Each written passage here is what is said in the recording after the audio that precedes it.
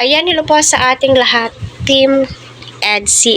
Kumusta po kayo? So, marami nga po ang excited sa part 48. So, sana all na lamang po talaga, di ba? So, syempre, Team Abangers pa rin po tayo dahil nga po, syempre, mahal na mahal po natin ang EDC and syempre, patuloy po natin silang suportahan.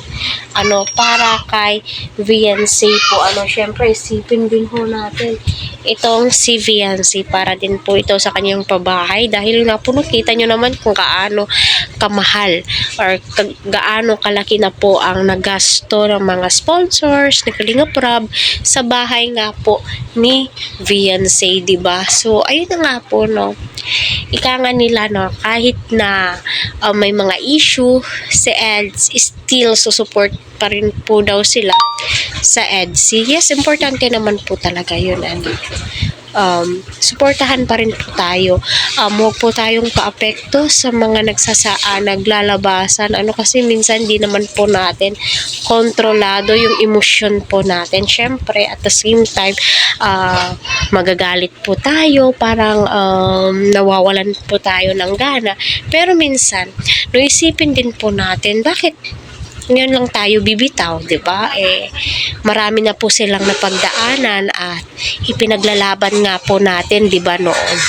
So, yun na nga po, abangan po natin ang part 48 mamaya. So, nasa around, gabi na minsan nag-a-upload si Kalingap Rob. Pwera na lang mamayang alas 2. Abangan po natin kasi marami nga po ang na-excite kung ano nga ba yung magiging reaction ni VNC. Kasi nga po, minsan ay syempre, naaapektuhan din po itong si VNC dahil nalilink ang kanyang pangalan. Pero di po yan maiiwasan kasi alam naman po nating lahat, na